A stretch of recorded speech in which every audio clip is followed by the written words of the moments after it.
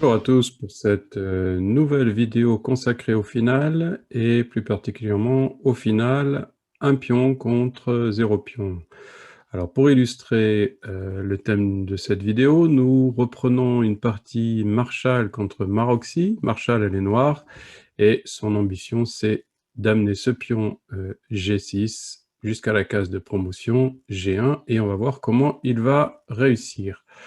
Alors, après roi prend H4, il vient de prendre le pion H4, Maroxy joue roi F3, il rapproche son roi, roi F2 ne changerait pas grand-chose à l'affaire, après roi F1, G5, on retrouverait ici G4, la position qui nous préoccupe.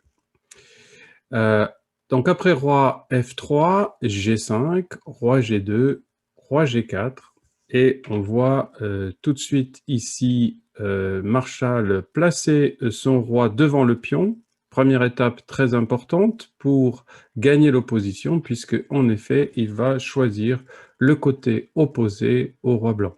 Si par exemple roi F2, roi H3, ainsi de suite. Dans la partie, Maroxy va choisir roi H2, roi F3, car il a une idée de défense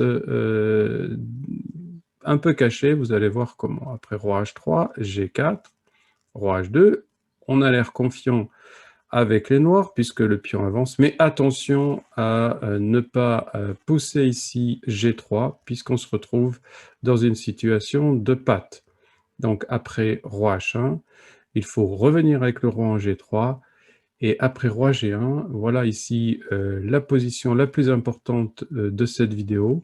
C'est aux noirs de jouer, et ils doivent choisir leur côté pour le roi noir, et de manière intuitive, on aurait tendance à partir du grand côté, mais cela ne fonctionnerait pas puisque après G3 par exemple, roi H1, on se retrouverait en jouant roi F2 à nouveau dans une situation de patte, et après G2, roi G1, pareil, dans une nouvelle situation de patte. Après roi H1, on serait obligé de revenir en G3 pour retrouver la position de gain.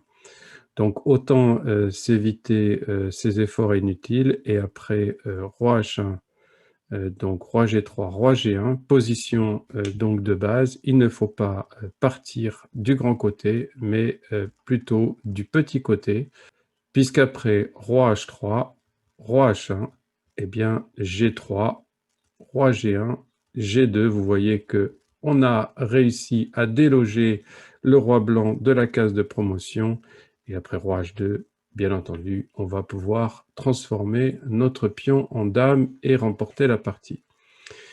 Donc, un exemple vraiment important à maîtriser. Je rappelle la position la plus importante après roi G1, choisir le petit côté pour l'emporter. Et si on se trompe qu'on joue roi F3, on peut toujours revenir à cette position, mais faire bien attention au danger de patte.